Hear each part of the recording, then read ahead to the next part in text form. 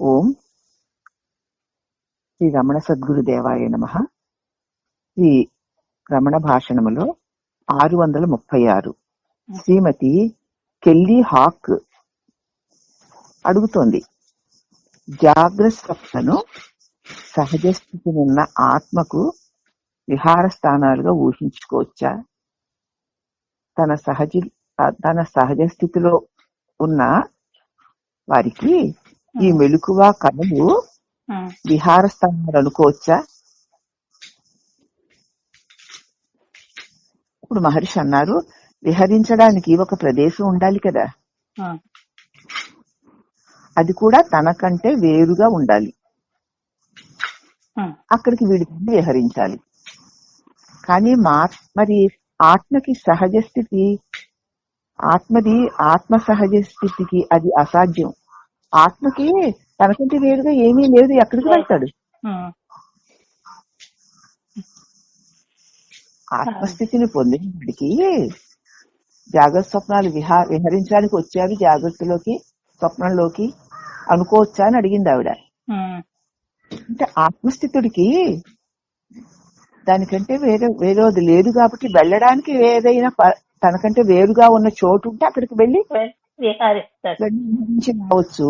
కానీ తనకంటే వేరే ఏది లేదుగా, ఎక్కడ విహరిస్తాడు అతడు? అది అసాధ్యం కాదు భగవాన్. అలాగ ఊహించవచ్చునా అన్నాను నేను. అంది, అంతకంటే ఆత్మ యొక్క సత్యత్వాన్ని ఊహించవచ్చు కదమ్మా. అది మానేసి నేను ఆత్మ స్వరూపమై ఉన్నాను, నేను ఇప్పుడు ఈ మెలకువలకు ఊరికే విహారానికి వచ్చాను, నేను ఈ కళలోనికి విహారానికి వచ్చాను అని అనుకోవచ్చా అని ఆవిడ ఉద్దేశం. అలా అనుకునేదానికంటే నేను ఆత్మలోనే విహరిస్తున్నాను, నాలోనే నేనే విహరిస్తున్నాను. విహాయ కామాన్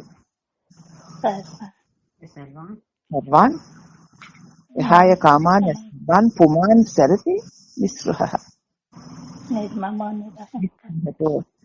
నిస్పృహతో సదా సదా తన యందు తానే విహరిస్తూ ఉంటాడు జ్ఞాని, దేని యందు అహంకార మమకారాలు లేకుండా.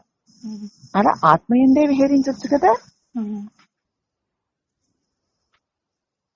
అప్పుడు ఆవిడంది, సినీతర ఉపమానం చాలా మనోహరంగా ఉంటుంది నాకు అంది. అప్పుడు మహర్షి, సినీతర జడము, దానికి చూడడానికి మరొక ద్రష్ట కావాలి. చూసేవాడు ఉంటేనే కదా తెర మీద బొమ్మలు. అది సినీతెర జడము గనక, తనకు తానే ఉండలేది గనక, తనకు తానే ప్రకాశించలేనిది గనక ఆ తెర ఉండాలి, ఆ తెర మీద ఒక ప్రకాశం పడాలి, ఆ ప్రకాశంలో బొమ్మలు ఉండాలి, ఇవన్నీ ఉన్నా చూసేవాడు ఒకడు ఉండాలి. కానీ ఆత్మ అనేటువంటి పటము, ఆత్మయే ఇక్కడ వస్త్రము, ఆత్మస్వరూపానికి ఉండుట ప్రకాశించుట. అది దాని యందు ద్రష్ట కూడా దాని యందే ఉంటాడు. అవునమ్మా, ద్రష్టను దృశ్యాన్ని కూడా తనలోనే కలిగి ఉంటుంది. ఎందుకంటే తేజోమయం గనక చూసేవాడు చూడబడేది కూడా తన యందే కలిగి ఉంటుంది. సినిమాల బొమ్మలు చీకట్లో గాని కనిపించవు. పగటి వెలుతురులో సినీ ప్రదర్శనం వీలవుతుందా? మనసులో ఆలోచనలు ఆలోచించడం, విషయాలను చూడడం అన్ని ఆధారమైన అవిద్య వల్లనే. మసక చీకట్లోనే సినిమాలో బొమ్మ కనిపిస్తున్నట్లు మనసులో ఉన్న అజ్ఞానం వల్లనే ఈ జగత్తనే బొమ్మలన్నీ కనిపిస్తున్నాయి. ఆత్మయ శుద్ధ జ్ఞానం, శుద్ధ తేజస్సు, అందు ద్వైతమే లేదు. రెండోది ఉంది అంటే అజ్ఞానమే. ఆత్మజ్ఞానము ఈ సాపేక్ష జ్ఞానాన్ని దాటి ఉంది. సామాన్య కాంతికి ఈ చీకట్లకు అవ్వల ఉన్నది ఆత్మజ్యోతి. ఇప్పుడు మనం చూస్తున్న ఈ సూర్యకాంతికి, సామాన్యమైన కాంతికి, ఈ చీకట్లకి కూడా అవతల ఉంది ఆత్మకాంతి. అది ఆత్మజ్యోతి. అది ఏకైకమైన పరంజ్యోతి. ఆ పరంజ్యోతి సదా ప్రకాశిస్తూ ఉంటుంది, ప్రకాశిస్తూ ఉంటుంది. కదలదు, మారదు, ప్రకాశిస్తూ ఉంటుంది.